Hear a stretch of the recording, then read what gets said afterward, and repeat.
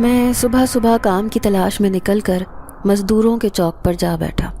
میں خدا سے دعا کر رہا تھا کہ کوئی اچھا گاہک مل جائے جو کم سے کم مجھ کو 1 ہفتے کے لیے دہاڑی پر رکھ لے۔ حالات بہت خراب تھے۔ پورا مہینہ اسی انتظار میں گزر جاتا تھا کہ کل سے کوئی ڈھنگ کام مل جائے گا، مگر جب بھی کوئی مزدور لینے کے لیے آتا تو ایک دم سے سارے مزدور اس کے پاس جا کر کھڑے ہو جاتے۔ وہ کم سے کم ریٹ بتا کر کسی ایک کو لے جاتے اور باقی سب یوں ہی ناکام ہو کر اپنی اپنی جگہ پر جا کر بیٹھ جاتے۔ میرا نام عثمان علی تھا۔ میری عمر 40 سال تھی۔ میں پچھلے 20 سال سے مزدوری کر رہا تھا۔ میں مستری اور مزدور دونوں کا کام کر لیتا تھا۔ میرے 4 بچے تھے اور میں شہر سے باہر ایک کچی آبادی میں رہتا تھا۔ اس دن میری کوئی دہاڑی نہیں لگی تھی۔ عصر کی اذان ہو چکی تھی۔ مغرب کی اذان کے کچھ دیر بعد تک انتظار کر کے مجھے گھر لوٹ جانا تھا، کیونکہ میرا گھر بھی شہر سے قدرے ہٹ کر تھا اور میں پیدل ہی گھر آتا جاتا تھا۔ میں شدید مایوس تھا۔ اگر دہاڑی لگ جاتی تو میں گھر کے لیے راشن لے جاتا۔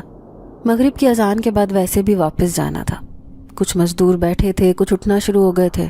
میں نے اپنا سامان سمیٹا اور ایک بار پھر امید بھری نظروں سے روڈ کی طرف دیکھنے لگا، شاید کہیں کوئی گاہک آ جائے۔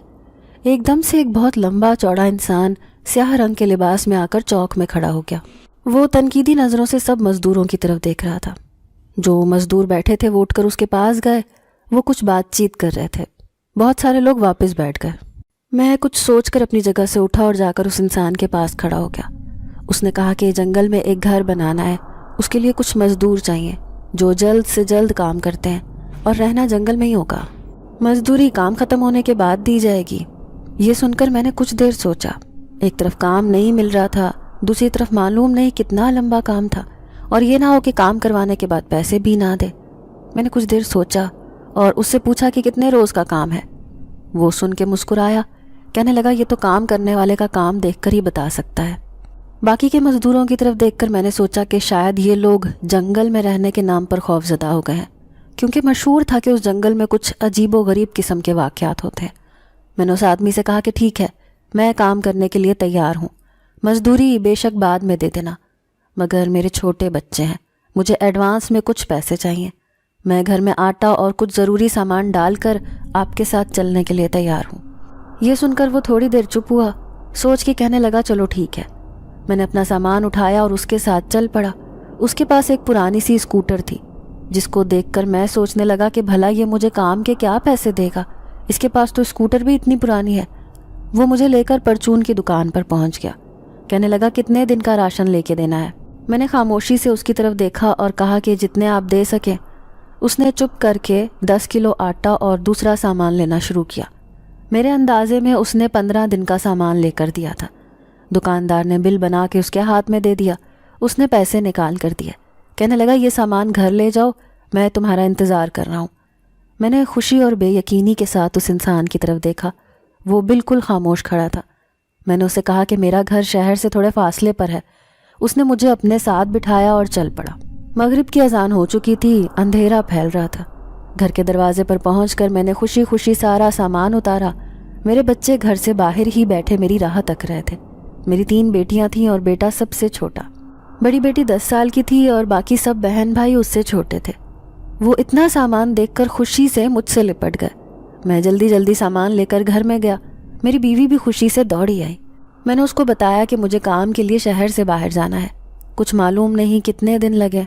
یہ راشن مجھے مالک نے لے کے دیا ہے، اس کو احتیاط سے استعمال کرنا، اور مجھے 2 جوڑے کپڑے کے بھی دے دو۔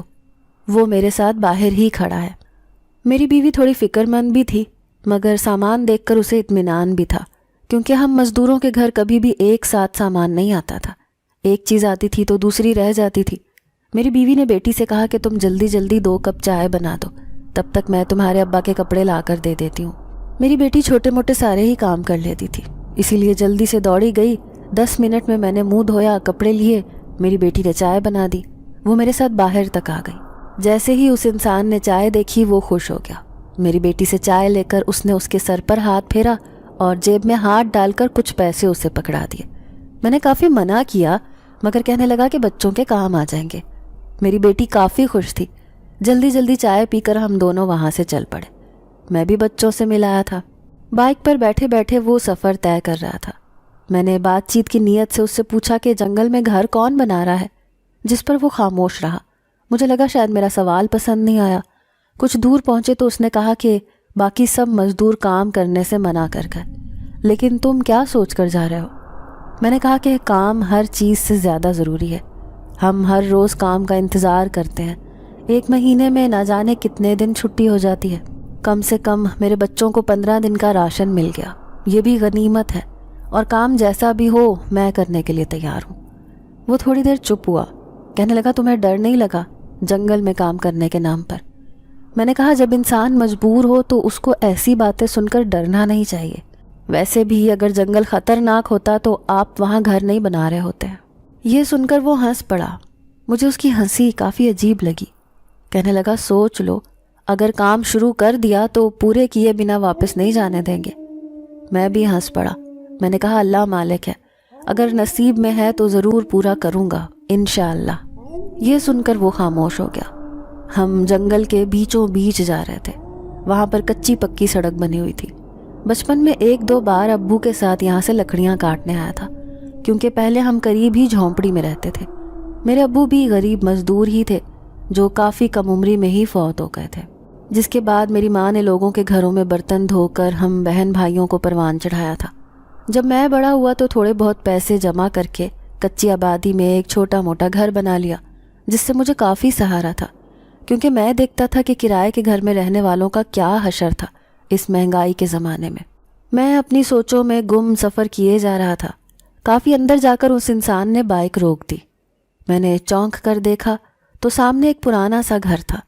حیرت کی بات یہ تھی کہ وہاں پر پیلے بلب بھی جل رہے تھے۔ جنگل کے بیچوں بیچ میں لائٹ کا ہونا میرے لیے حیران کن تھا۔ گھر کافی بڑا تھا، لکڑی کا گیٹ لگا ہوا تھا۔ وہ مجھے اپنے ساتھ لے کر اندر چلا گیا۔ اندر ہر طرف خاموشی تھی۔ اس نے مجھے ایک کمرے میں بٹھایا جہاں پر ٹیبل اور کرسیاں رکھی تھیں۔ گھر کافی سلیقے سے ہلکا پھلکا سجا ہوا تھا۔ وہ مجھے کہنے لگا تم یہاں بیٹھو، میں مالکن سے مل کے آتا ہوں۔ میں چپ چاپ جا کے ایک کرسی پر بیٹھ گیا۔ تھوڑی ہی دیر میں وہ کھانا لے کے آ گیا، جس پر مجھے احساس ہوا کہ میں صبح سے بھوکا تھا۔ میں نے احسان مندی سے اس کی طرف دیکھا۔ وہ مسکرا کر کہنے لگا دوست پریشان مت ہو، ہاتھ دھو کر کھانا کھاؤ، پھر تمہیں کام کے بارے میں بتاتے ہیں۔ میں اس کی بتائی ہوئی جگہ جا کر ہاتھ دھو کر آ گیا۔ حیرت کی بات یہ تھی کہ ابھی تک کسی بچے یا عورت کے بولنے کی آواز نہیں آئی تھی۔ کھانا بھی گرم تھا۔ کچھ بھوک کی وجہ سے مجھے کھانا بہت لذیذ لگ رہا تھا۔ مچھلی کا سالن تھا اور گرم گرم روٹیاں۔ میں نے اللہ کا نام لے کر شروع کیا اور پیٹ بھر کے کھانا کھایا۔ تھوڑی دیر میں وہ واپس آ گیا، کہنے لگا چلو تمہیں مالکن سے ملواتا ہوں، وہی تمہیں کام بتائیں گی۔ میں اس انسان کے ساتھ اندر ایک کمرے کی طرف چل پڑا۔ اس نے دروازے پر جا کر اجازت لی۔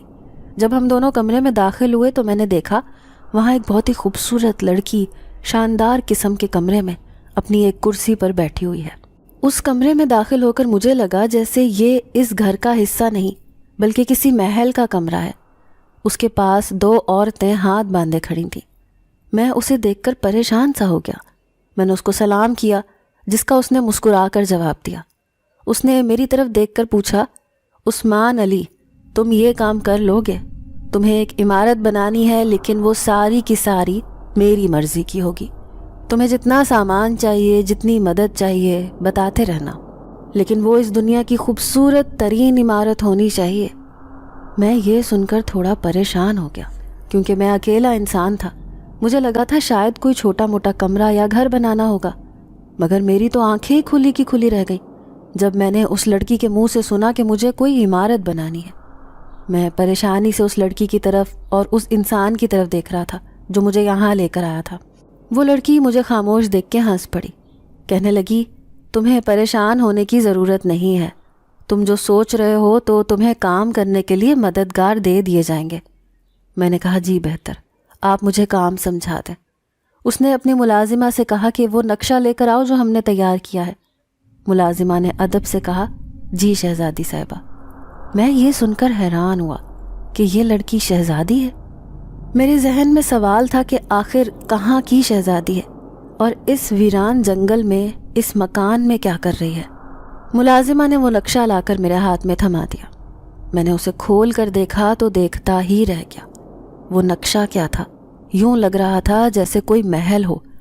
میں نے وہ تصویر دیکھ کر حیرت سے شہزادی کی طرف دیکھا اور کہا، محترمہ شہزادی صاحبہ، یہ تو بہت باریکی اور نفاست کا کام ہے، میں اکیلا کیسے کر پاؤں گا، اور نہ جانے یہ کب مکمل ہو۔ اس پر وہ مسکرائی، کہنے لگی، سب ہو جائے گا، تمہیں صرف یہ خیال رکھنا ہے کہ جو عمارت تم بناؤ دوبارہ تم ایسی کوئی بھی عمارت نہیں بناؤ گے، اور نہ ہی کسی شخص سے اس بارے میں ذکر کرو گے، بدلے میں تمہیں اتنا دیا جائے گا کہ تم سوچ بھی نہیں سکتے۔ میں یہ سن کر خاموش ہو گیا۔ مجھے وہاں بہت کچھ عجیب لگ رہا تھا۔ مجھے اپنے بچپن کی سنی ہوئی طرح طرح کی کہانیاں یاد آ رہی تھیں جو اکثر ہم دادی ہمارے بچوں کو سنایا کرتی تھی جب ہم اس جنگل کے قریب ہی جھونپڑی میں رہتے تھے۔ مجھے تھوڑا تھوڑا خوف محسوس ہو رہا تھا، مگر ان لوگوں کا رویہ اتنا اچھا تھا، میں اپنے ذہن کو جھٹک رہا تھا کہ کچھ بھی غلط نہ سوچوں۔ اس نے مجھے بہت ساری باتیں سمجھائیں جن کا میں جواب دیتا رہا۔ میں نے دل ہی دل میں اللہ سے دعا مانگی، یا اللہ، یہ لڑکی جیسا چاہ رہی ہے میں ویسا ہی کام کر سکوں، کیونکہ میں تو اپنے بچوں کو بھی تیرے ہی آسرے پر چھوڑ کر آیا ہوں۔ کچھ دیر بعد اس نے مجھ سے کہا کہ اب تم جا کر آرام کرو، صبح ہوتے ہی تمہیں کام شروع کرنا ہے۔ وہ انسان مجھے اپنے ساتھ لے کر باہر کی طرف چل دیا۔ اس بار اس نے مجھے ایک کمرے میں لا کر چھوڑا جہاں ضرورت کی ہر چیز تھی، اور مجھے تاکید کی کہ تمہیں باہر جانے کی ضرورت نہیں ہے، اگر تمہیں کسی چیز کی ضرورت ہو تو میز پر رکھی ہوئی گھنٹی کو بجا دینا۔ میں نے سر ہلا دیا۔ اتنا عالی شان کمرہ دیکھ کر میں دل ہی دل میں خوش تھا۔ سوچ رہا تھا کہاں میں جھونپڑی میں رہنے والا اور پھر ایک ٹوٹے پھوٹے سے مکان میں رہنے والا، اور کہاں یہ اتنا آرام دہ کمرہ، مجھے بھلا اور کیا چاہیے ہوگا۔ یہ سوچ کر میں بستر پر آرام سے لیٹ گیا۔ تھوڑی ہی دیر میں صبح کے بارے میں سوچتے سوچتے سو گیا۔ صبح فجر کی اذان کے وقت خود بخود میری آنکھ کھل گئی، کیونکہ برسوں سے میرا یہی معمول تھا۔ میں اٹھ کر کمرے میں بنے واش روم میں گیا، وضو کیا اور کمرے میں واپس آ کے جائے نماز ڈھونڈ ہی رہا تھا کہ دروازے پر دستک ہوئی، اور وہی انسان جس کا ابھی تک مجھے نام بھی معلوم نہیں تھا ہاتھ میں جائے نماز پکڑ کر کمرے میں داخل ہوا۔ کہنے لگا، معذرت، ہمیں معلوم نہیں تھا کہ تم باقاعدگی سے نماز پڑھتے ہو۔ میں دل ہی دل میں شرمندہ تھا، کیونکہ کام کے اوقات میں اکثر مالک سخت ملتے تھے اور میں خود بھی کوشش نہیں کرتا تھا کہ کہیں وہ ناراض نہ ہو جائے۔ ہاں، صبح کی نماز میں ہمیشہ پڑھ کے ہی گھر سے نکلتا تھا۔ میں نے مسکرا کر اس کا شکریہ ادا کیا۔ اسی نے مجھے قبلے کی سمت بتائی اور وہاں سے چلا گیا۔ نماز پڑھ کر میں کافی دیر تک اللہ سے دعا کرتا رہا کہ یا اللہ میری مدد کرنا، کیونکہ یہ کام میں پہلی بار ہی کر رہا ہوں۔ تھوڑی دیر بعد وہ انسان ناشتہ لے کر آیا۔ کافی پرتکلف ناشتہ تھا، جسے دیکھ کر میری آنکھیں کھلی کی کھلی رہ گئیں۔ میں نے اس سے پوچھا، دوست تمہارا نام کیا ہے؟ کل سے ابھی تک مجھے معلوم ہی نہیں ہوا۔ وہ میری طرف دیکھ کر مسکرایا اور کہنے لگا، یوشاب نام ہے میرا، تم مجھے ابو حمزہ کے نام سے بھی بلا سکتے ہو۔ اس کے بعد وہ چلا گیا۔ میں دل ہی دل میں سوچ رہا تھا، مجھے لگ رہا تھا کہ کوئی تو غیر معمولی بات ہے جو فی الحال مجھے سمجھ نہیں آ رہی۔ تھوڑی دیر بعد ابو حمزہ مجھے لے کر کام کی جگہ پر پہنچ گیا۔ یہ دیکھ کر حیرت ہوئی کہ وہاں پر 10 لوگ مزید موجود تھے، مگر وہ سب کے سب ایک ہی حلیے میں تھے۔ ابو حمزہ نے انہیں کہا کہ عثمان علی جیسا جیسا کہتا جائے تم لوگ کرتے جانا، جس پر سب نے ایک ساتھ جواب دیا، ٹھیک ہے، اور یوں کام شروع ہو گیا۔ ابھی پہلا سامان ختم بھی نہیں ہوا تھا کہ دوسرا سامان پہنچ جاتا تھا، اور اس کے ساتھ ہی مزدور ایسے تھے جو تھکنے کا نام نہیں لیتے تھے۔ پہلے ہی دن توقع کے خلاف بہت سارا کام ہو گیا۔ میں تو کچھ مایوسی محسوس کر کے آیا تھا، مگر یہاں تو معاملہ ہی عجیب تھا۔ بہترین کھانا مل رہا تھا ہر روز۔ یوں ہی 15 دن ہونے والے تھے کہ مجھے گھر کی یاد ستائی۔ میں نے سوچا، معلوم نہیں بچے کیسے ہوں گے، معلوم نہیں ان کے پاس سامان موجود ہے یا ختم ہو گیا۔ میں نے اس دن کام ختم کیا اور اپنے کمرے میں گیا تو ابو حمزہ میرے پیچھے پیچھے چلا آیا۔ مجھے کہنے لگا، تمہیں شہزادی صاحبہ یاد کر رہی ہیں۔ میں نے منہ ہاتھ دھو کر اس کے ساتھ جا کر شہزادی سے ملاقات کی۔ وہ بے حد خوش تھی۔ اس نے مجھے میرے کام پر شاباشی دی۔ کہنے لگی، مجھے معلوم ہوا ہے کہ تم بیوی بچوں کے لیے پریشان ہو۔ میں نے کہا کہ جی میں سوچ رہا ہوں، اتنے دن ہو گئے، معلوم نہیں وہاں کیا صورتحال ہے۔ تو شہزادی کہنے لگی کہ تم ایسا کرو کہ ایک روز کی چھٹی لے کر اپنے گھر سے ہو کر آ جاؤ۔ یہ سن کر میرا چہرہ خوشی سے کھل اٹھا۔ پھر اس نے ایک پوٹلی میری طرف بڑھائی۔ میں نے جھجک کر وہ پوٹلی اس سے لے لی۔ جب کھول کر دیکھا تو اس میں سونے کے سکے تھے۔ یہ دیکھ کر میرا منہ کھلے کا کھلا رہ گیا۔ میں نے کہا شہزادی صاحبہ یہ سونے کے سکے ہیں، میں ان کا کیا کروں گا؟ تو وہ ہنسنے لگی، کہنے لگی یہ تمہارا انعام ہے، تمہاری مرضی، تم ان سے جو بھی مرضی کرو، اور جتنا اچھا اور بہترین کام کرو گے اتنا ہی انعام تمہیں بہترین ملے گا۔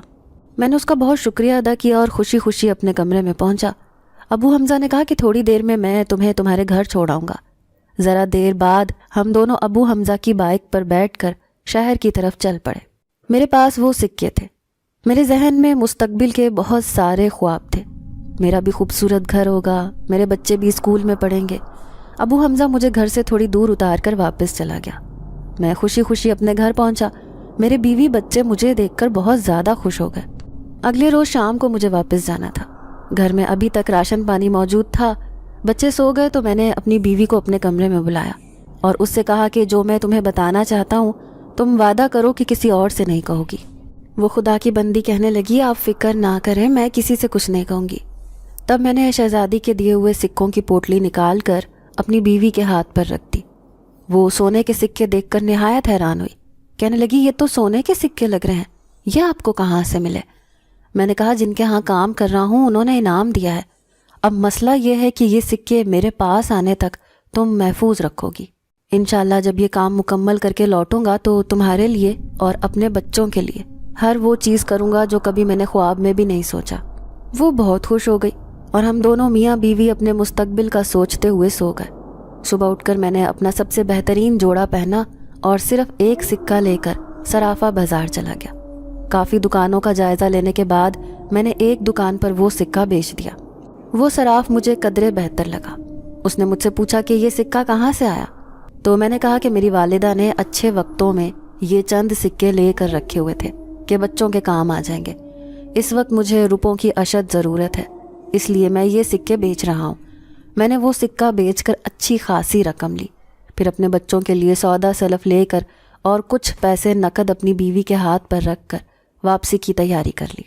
مغرب کی کچھ دیر کے بعد دروازے پر دستک ہوئی۔ ابو حمزہ مجھے لینے آ چکا تھا۔ میں نے بیوی بچوں کو خدا حافظ کہا اور اس کے ساتھ جنگل کی طرف چل پڑا۔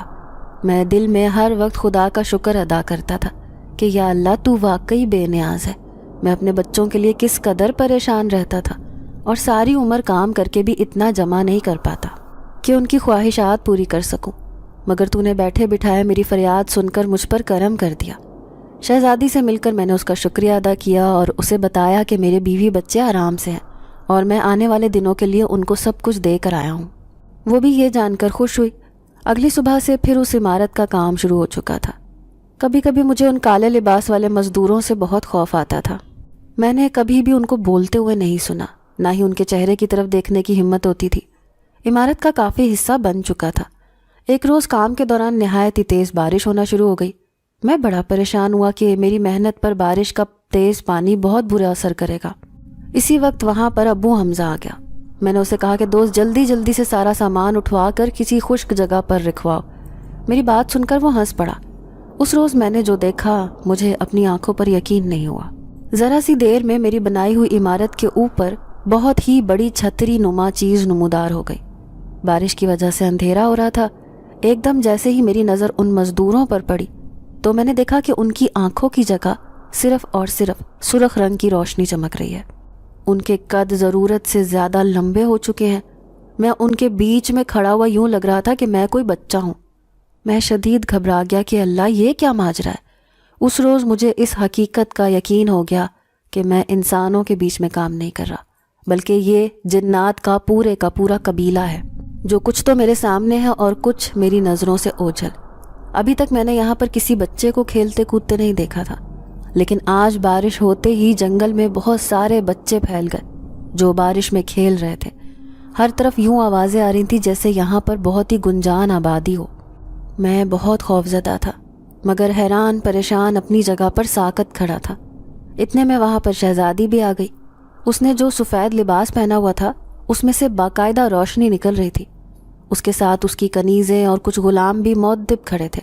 آہستہ آہستہ چلتے ہوئے وہ عمارت تک پہنچی اور بڑی دلچسپی سے دیکھ کر کہنے لگی، عثمان علی، مجھے خوشی ہوگی اگر تم اس عمارت کو بالکل نقشے کی طرح بنا دو۔ میں چپ کھڑا تھا۔ وہ مجھے دیکھ کر کہنے لگی، پریشان کیوں ہو؟ ابھی تک تمہیں معلوم نہیں ہوا تھا کہ تم ہم لوگوں کے بیچ میں کام کر رہے ہو؟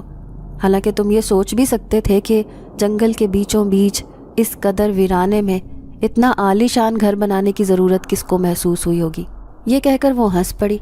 میں نے اسے دیکھ کر کہا کہ شہزادی صاحبہ، میرے چھوٹے چھوٹے بچے ہیں جن کا میرے سوا اس دنیا میں کوئی نہیں ہے۔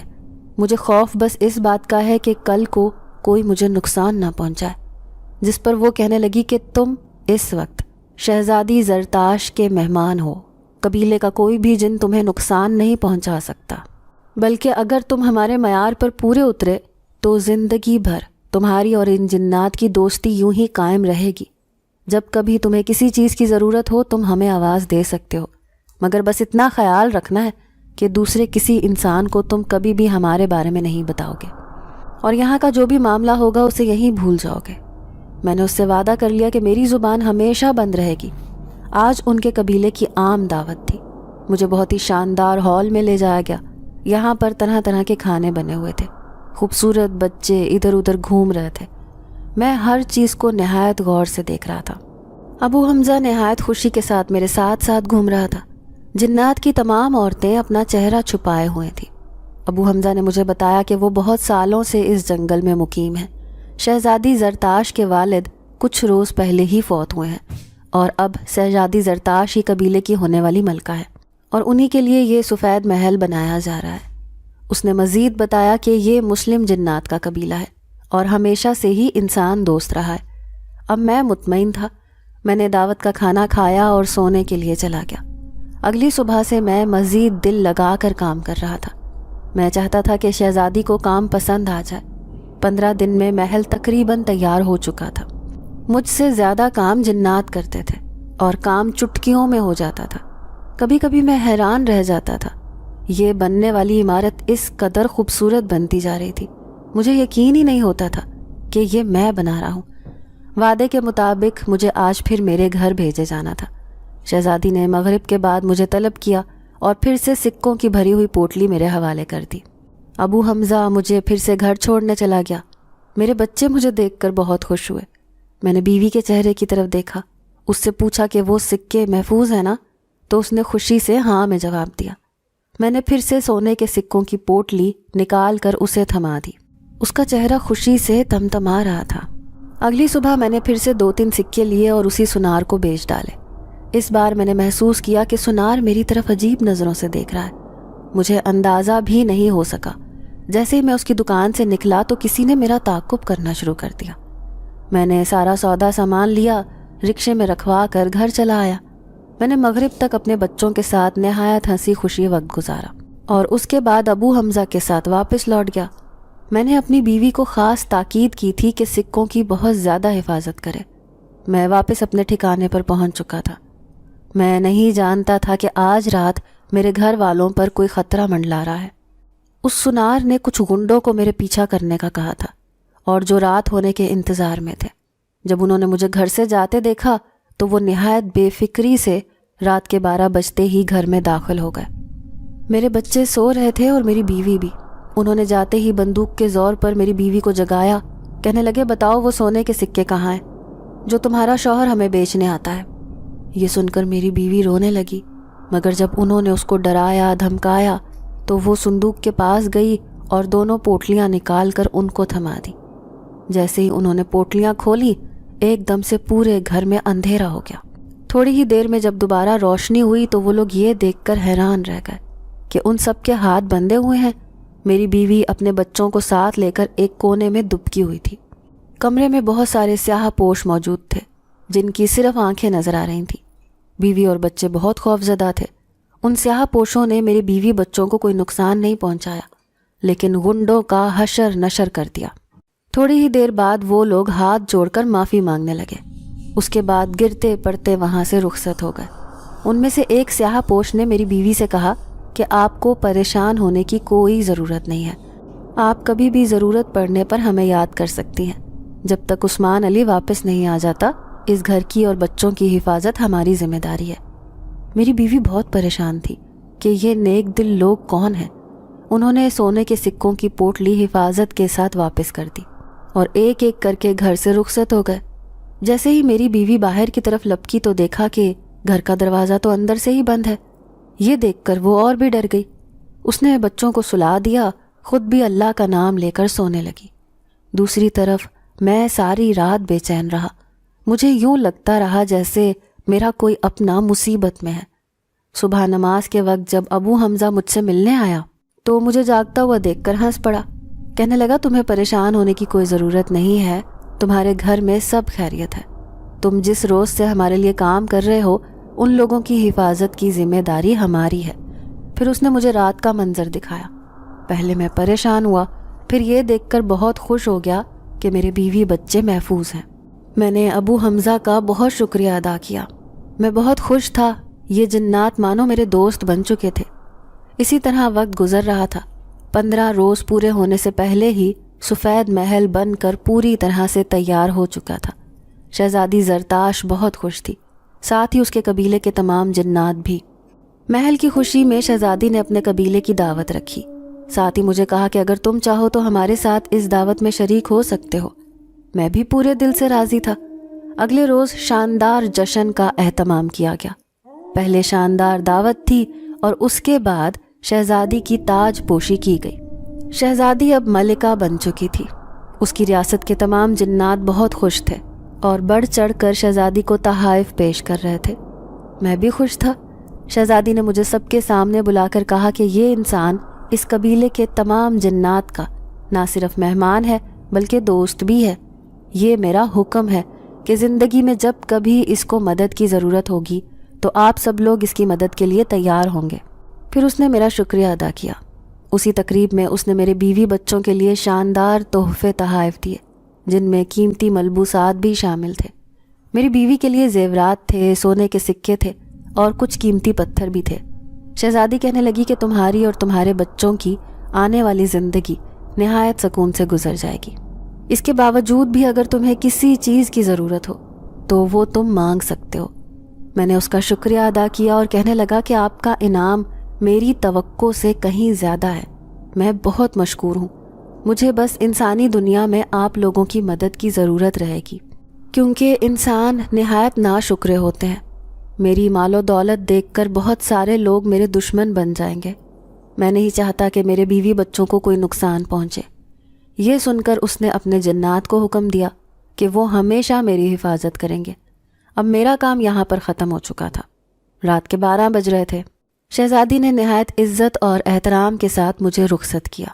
ابو حمزہ مجھے چھوڑنے کے لیے میرے ساتھ آیا تھا۔ میں اتنے دن ان لوگوں کے ساتھ رہا کہ مجھے واقعی ان سے انسیت سی پیدا ہو گئی تھی۔ میں وہاں سے آتے ہوئے بہت اداس تھا۔ میں نے اس سفید محل کو بہت حسرت کے ساتھ دیکھا۔ شاید میں اسے کبھی واپس دیکھنے والا نہیں تھا۔ جیسے ہی ہم لوگ دور گئے، میں نے پلٹ کر دیکھا تو جنگل میں گھپ اندھیرا تھا۔ وہ سفید محل میری نظروں سے اوجھل ہو چکا تھا۔ ابو حمزہ نے مجھے میرے دروازے پر چھوڑا۔ میں اس سے گلے ملا اور کہا شکریہ دوست، آج تمہاری وجہ سے میری ساری زندگی بدل گئی۔ وہ بھی بہت خوش دلی سے میرے ساتھ ملا۔ آج وہ واپس نہیں گیا بلکہ میرے دیکھتے ہی دیکھتے دھواں بن کر غائب ہو گیا۔ یہ سارا اہتمام صرف میری وجہ سے کیا جاتا تھا تاکہ میں ان سے خوفزدہ نہ ہو سکوں، ساتھ ہی کسی کو یہ شک نہ ہو کہ میں کسی معمولی انسان کے لیے کام نہیں کر رہا بلکہ جنات کے لیے محل تعمیر کر رہا ہوں۔ میں جب گھر پہنچا تو سبھی لوگ سو رہے تھے۔ میں نے دروازے پر دستک دی۔ تھوڑی دیر بعد ہی میری بیوی کی گھبرائی ہوئی آواز سنائی دی، کون ہے؟ لیکن جب میں نے اسے کہا کہ دروازہ کھولو، میں ہوں عثمان علی، تو اس نے جلدی سے دروازہ کھول دیا۔ مجھے سامنے دیکھ کر گھبرا کر رونے لگی۔ میں نے اسے اپنے ساتھ لگا لیا۔ وہ مجھے ساری روداد سنا رہی تھی جو چند دن پہلے اس کے ساتھ ہوئی تھی۔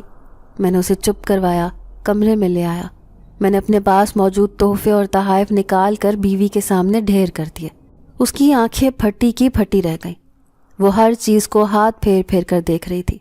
لباس کی چمک اس قدر زیادہ تھی کہ ہمارے چھوٹے سے کمرے میں روشنی ہو گئی تھی۔ اب اس نے میری طرف دیکھتے ہوئے پوچھا، سچ سچ بتائیں آپ کہاں کام کرتے ہیں؟ میں نے کچھ دیر سوچا اور پہلے دن سے لے کر ابھی تک کی ساری حقیقت اسے بتا دی۔ وہ حیران بھی تھی، پریشان بھی۔ اس نے کہا، آپ کو خوف نہیں آیا کہ وہ مخلوق تو آگ سے بنی ہوئی ہے، اگر کوئی غلطی ہو جاتی تو وہ لوگ آپ کو نقصان بھی پہنچا سکتے تھے۔ تو میں نے اسے بتایا کہ وہ شہزادی نہایت رحم دل ہے اور یہ مسلمان جنات کا قبیلہ ہے جو ہمیشہ سے ہی انسان دوست ہے۔ ساتھ ہی یہ بھی بتایا کہ شہزادی نے حکم دیا ہے کہ جب کبھی مجھے مدد کی ضرورت ہوگی تو یہ جنات ہمیشہ میری مدد کریں گے۔ یہ سن کر وہ چپ ہو گئی۔ پھر اس نے کہا کہ یعنی اس روز ان ڈاکوؤں سے مقابلہ کرنے والے بھی جنات ہی تھے؟ میں نے کہا ہاں، کیونکہ وہ ہماری حفاظت پر مامور ہیں۔ ہم نے وہ سب کچھ احتیاط کے ساتھ اٹھا کر صندوق میں رکھ دیا۔ سب سے پہلے مجھے گھر کا انتظام کرنا تھا۔ میں سو گیا۔ اگلی صبح اٹھ کر میں نے ابو حمزہ کو یاد کیا۔ وہ ذرا سی دیر میں میرے سامنے موجود تھا۔ میں نے اسے کہا کہ میں یہ سونا بیچ کر روپے حاصل کرنا چاہتا ہوں تاکہ اپنے لیے گھر اور دوسری چیزوں کا بندوبست کر سکوں۔ وہ مجھے لے کر مارکیٹ چلا گیا۔ ہم دونوں جہاں سے گزرتے کسی کو نظر نہیں آ رہے تھے۔ کچھ دیر بعد ہم ایک سنار کے پاس پہنچ گئے۔ اس کے ساتھ سونے کا لین دین ہوا۔ میں نے دیکھا کہ ہمارے سروں پر CCTV کیمرہ موجود تھے۔ میں نے ڈرتے ڈرتے اسکرین کی طرف دیکھا تو یہ دیکھ کر ہنسی آ گئی کہ میں اور ابو حمزہ تو نظر ہی نہیں آ رہے تھے، جبکہ سنار ہنس ہنس کر باتیں کر رہا تھا۔ اگر کوئی بعد میں دیکھتا بھی تو اس کو یہی لگتا کہ شاید سنار ہوا سے باتیں کر رہا ہے۔ میں نے اچھی خاصی مقدار میں سونا بیچ دیا اور لاکھوں روپے کی رقم لے کر گھر واپس لوٹ آیا۔ میں نے اپنی بیوی سے کہا کہ میرا دوست میرے ساتھ ہے، کھانے کا انتظام کرو۔ زندگی میں شاید پہلی بار میرے دسترخوان پر خدا کی ہر نعمت موجود تھی۔ میں نہایت خوش تھا۔ مجھے اپنے بچوں کے چہرے کی ہنسی دلی سکون دے رہی تھی۔ کھانا کھا کر ہم دونوں ایک پوش علاقے میں چلے گئے۔ یہاں اسٹیٹ ایجنٹ کے ساتھ بھی یہی کارروائی ہوئی۔ ہم کسی اور کو نظر نہیں آ رہے تھے۔ ایک خوبصورت گھر پسند کر کے میں نے اس کی رقم ادا کی اور اگلے ہی روز وہاں شفٹ ہونے کی تیاری کر لی۔ یوں میرے دوست جن زادے نے میرے تمام مسائل حل کر دیے۔ میں اور میرے بچے نئے گھر میں پہنچ چکے تھے۔ کوئی نہیں جانتا تھا کہ جنگل کی طرف رہنے والے کچی آبادی کا عثمان علی راتوں رات کہاں گیا۔ یہ ایک پوش علاقہ تھا، اچھی سوسائٹی تھی۔ میرا رہن سہن اور انداز بدل چکے تھے۔ لوگ اب مجھے سیٹھ عثمان کے نام سے جانتے تھے۔ میرے بچے اچھے اسکولوں میں پڑھ رہے ہیں۔ میرے پاس اتنا مال و دولت ہے کہ میں ساری عمر بیٹھ کر بھی کھا سکتا ہوں۔ مگر میں نے اپنے پاس موجود پیسے سے کاروبار کے ساتھ ساتھ ایک یتیم خانہ بھی شروع کر دیا ہے۔ میں نے بھوک کا عذاب دیکھا ہے، غربت دیکھی ہے، اس لیے میں چاہتا ہوں کہ غریب لوگوں کی جتنی مدد کر سکوں کرتا رہوں۔ میں نے ایک ایجنسی بنا لی ہے۔ میرے ساتھ 50 مزدور کام کر رہے ہیں جن کو کام کی اچھی تنخواہ دی جاتی ہے۔ میں ٹھیکے پر بڑے بڑے گھر بناتا ہوں۔ کل تک ایک معمولی گھر بنانے والا مستری اب ایک کنسٹرکشن کمپنی کا مالک ہے، اور یہ سب کچھ اس رحم دل جنات کی شہزادی کا انعام ہے۔ صرف میں اور میری بیوی جانتے ہیں کہ میرے پاس پیسہ کہاں سے آیا۔ میرے جنات دوست اکثر مجھ سے ملنے آتے ہیں۔ یتیم خانے میں میرے پاس بہت سارے بچے ہیں جن کو میں اور میری بیوی اپنی اولاد کی طرح ہی سمجھتے ہیں۔ میرے خود کے بچے اب جوان ہونے والے ہیں۔ خدا کا لاکھ لاکھ شکر ہے جس نے مجھے اتنا نوازا۔ میں چاہتا ہوں کہ میرا اکلوتا بیٹا بھی اسی طرح انسانیت کی خدمت کرے۔ ایک روز میں اپنے آفس میں بیٹھا تھا۔ مجھے میری سیکرٹری نے بتایا کہ ایک نہایت بوڑھی عورت مجھ سے ملنا چاہتی ہے۔ میں نے فوراً اس کو اندر بلا لیا۔ جب وہ میرے سامنے پہنچی تو میں یہ دیکھ کر صدمے سے گنگ رہ گیا کہ وہ کوئی اور نہیں بلکہ میری ماں ہے۔ میں نے اپنی ماں کو زندہ سلامت اپنے سامنے دیکھا تو حیران رہ گیا۔ میں ایک دم سے اٹھ کر اس کے پاس پہنچ گیا۔ میری ماں بہت محبت سے میرے سر پر ہاتھ پھیر رہی تھی۔ مجھے آج بھی وہ دن یاد ہے جب ایک روز میرے والد جو مزدوری کرنے جنگل میں گئے تھے، ان کی لاش گھر پہنچی تھی۔ ان کو کسی جنگلی سانپ نے کاٹ لیا تھا۔ اس وقت میری عمر صرف 5 سال تھی۔ میری دادی یہ دیکھ کر صدمے سے چور ہو گئی اور اب گھر کی ساری ذمہ داری دادی اور ماں کے کندھوں پر تھی۔ ہم جنگل کے قریب ہی رہتے تھے۔ اماں وہاں سے لکڑیاں چن کر لاتی تھیں، شہر میں بیچ دیتی تھیں۔ ساتھ ہی وہ بنگلوں پر صفائی کا کام بھی کرتی تھیں، جس سے مشکل ہی صحیح گھر چل رہا تھا۔ ایک دن تیز طوفانی بارش ہوئی۔ اماں ساری رات گھر نہیں پہنچی۔ صبح کو میں اور میری دادی اس بنگلے پر پہنچے جہاں پر اماں کام کرتی تھی۔ ہمیں یہ دیکھ کر مایوسی ہوئی کہ بنگلہ خالی تھا۔ چوکیدار نے بتایا کہ رات ہی وہ لوگ بنگلہ چھوڑ کر چلے گئے ہیں۔ اسی نے ہمیں بتایا کہ وہ میری اماں کو ساتھ لے گئے ہیں۔ میں اور میری غریب دادی مختلف جگہوں پر ان لوگوں کو ڈھونڈنے کی کوشش کرتے رہے۔ چند دن بعد پولیس والوں نے میری اماں کے کپڑے اور کچھ چیزیں لا کر میری دادی کو دی۔ اور کہا کہ ایک لاوارث لاش ملی تھی جس کی حالت بہت خراب تھی، وہ لاش دفنا دی گئی ہے اور یہ سامان دیکھ کر شناخت کر لو۔ مجھ سے بڑی 2 بہنیں اور دادی اور میں، ہم چاروں لوگ یہ دیکھ کر بہت زیادہ روئے پیٹے، کیونکہ وہ کپڑے واقعی اماں کے تھے۔ جس دن وہ کام پر گئی تھیں یہی سوٹ پہن کر گئی تھیں، لیکن ہم غریب لوگ اب کچھ بھی نہیں کر سکتے تھے۔ یوں میرا باپ اور میری ماں دونوں اس دنیا سے رخصت ہو چکے تھے۔ دادی جب تک زندہ رہی ہمیں ماں کی کمی محسوس نہیں ہونے دی۔ وہ پرانا سا گھر بھی میں نے محنت مزدوری کر کے بنایا تھا۔ بہنوں کی شادی کر دی، پھر دادی بھی فوت ہو گئی۔ جاتے جاتے سکینہ سے میری شادی کروا گئی، اور آج اتنے سالوں بعد میری ماں میرے سامنے بیٹھی تھی۔ میں بچوں کی طرح رو رہا تھا۔ میں نے اپنی ماں کا ہاتھ پکڑ کے کہا کہ امی آپ کہاں چلی گئی تھیں؟ میں نے آپ کو کتنا ڈھونڈا۔ یہ سن کر میری ماں بھی روتی رہی۔ پھر میں نے پوچھا کہ اتنے سال تک آپ کہاں تھی؟ تو اماں نے روتے ہوئے مجھے اپنے بارے میں بتانا شروع کیا کہ جن لوگوں کے گھر میں کام کرتی تھی وہ لوگ انسانوں کو مار کر ان کے اعضاء بیچ دیتے تھے۔ انہوں نے مجھے بھی اسی نیت سے کام دیا تھا۔ پھر ایک روز جب وہ مجھے مار کر میری لاش سے قیمتی اعضاء نکالنے والے تھے تو میں نے ان کی باتیں سن لی۔ میں نے جب وہاں سے بھاگنا چاہا تو ان لوگوں کی نظر مجھ پر پڑ گئی۔ انہوں نے مجھے قید کر دیا اور پھر راتوں رات وہاں سے فرار ہو گئے۔